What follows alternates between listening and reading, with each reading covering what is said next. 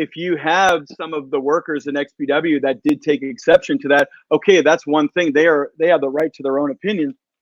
But whether their opinion was taking exception to that or not, either way, our game plan was to just do a publicity stunt, even if some of the troops disagreed with it and were like, nope, this is our backyard. They can think that if they want to, but that was not our game plan. Now, I want to tell you a little story. You can see the image right there. I don't know if you can see it, Kevin. Yeah. But that was the ringsiders when the locker room emptied out. Now, see that shirtless dude with the blonde ponytail? That is me. And people ask me all the time, what in the world were you doing? Did you like take your shirt off ready to fight? No, I'm not claiming it ever to be Mr. Tough Guy at all. What happened there was we were sitting ringside, and when all hell broke loose and the locker room started coming out, one of the Atlas security, I can't remember if it was Atlas or it might have been Big Set. No, it was Atlas security. One of them tried to pull me from our seats over the railing and onto the ringside area. And as you know, in the wrestling business, once you cross that railing, you're fair game. You're trespassing. Yeah. So I knew this, and I knew what he was trying to do. So I just kind of let him like slip out of my shirt and let him like rip my shirt off. Basically, that's why you see me like that. But they were trying to get whoever they could over the railing to have open season.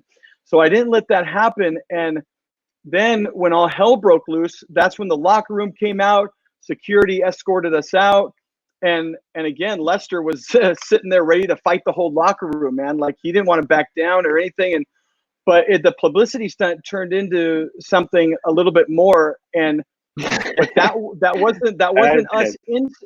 wasn't us instigating it. We did our publicity thing. And then when all the hell broke loose, that was after our stunt was basically done with and over. So they took exception to us doing a stunt or assumed we were going to do a little bit more. Literally, they came out, they filed out of the locker room in a line, rushing toward. I mean, that was a setup. You know what I mean? Right. Like that wasn't like, oh, there's something going on. Let's we're going to send one guy runs out, and then people know. I mean, that was a straight up setup. I've said it time and time again. We got labeled as these disrespectful. This should have never happened. It was disgusting. And I'm telling you, and I will stand by this to the end of time. If Paul Heyman had the idea to do that and had gone and fought the front row of at Ticketmaster for a WWE event, it would have been called the greatest publicity event of all time. Yeah. But we were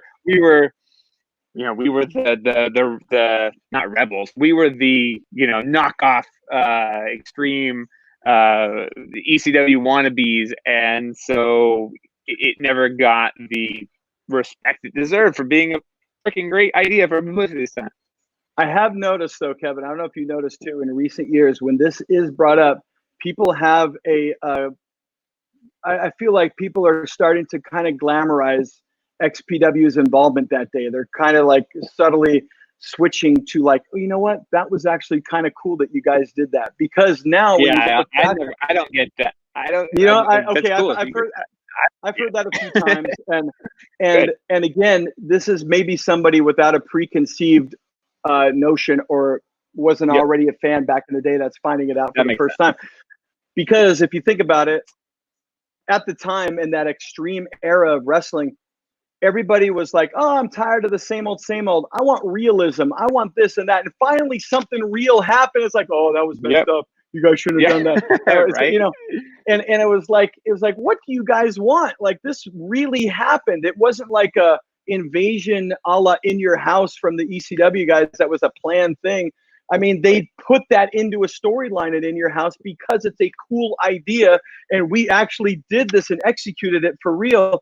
So it was like kind of mind-boggling even at the time. Like, really, like people aren't like in awe over this right now.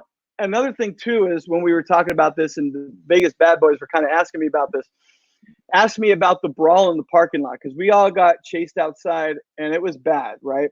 And people went back inside to watch that match, and they were basically saying like, gosh, you can watch the end of that pay-per-view on TV, and it's going to be just like any other pay-per-view.